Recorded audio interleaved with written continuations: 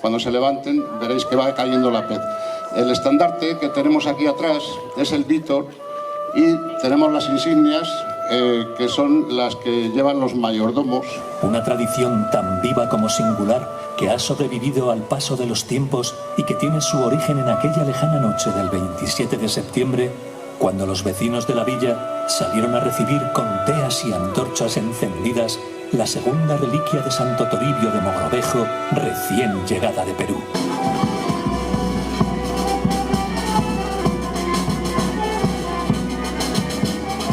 El humo, el intenso olor a pez quemada.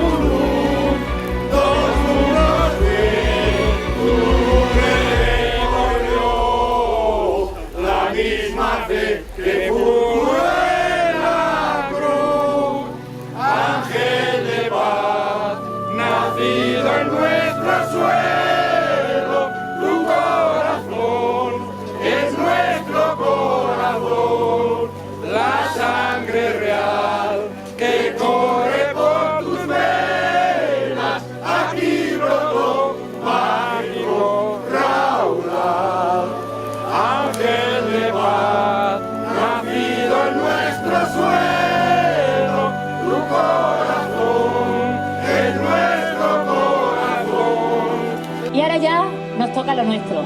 Yo estoy encantada con todas las fiestas que han venido, espero disfrutar las nuevas, como lo he hecho también con los compañeros de Mayorga.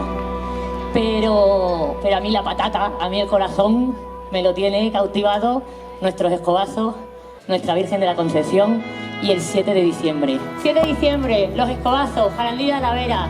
¡Vivan los escobazos! ¡Viva la Virgen de la Concepción! ¡Y vivan las fiestas del fuego! Muchas gracias a todos por venir.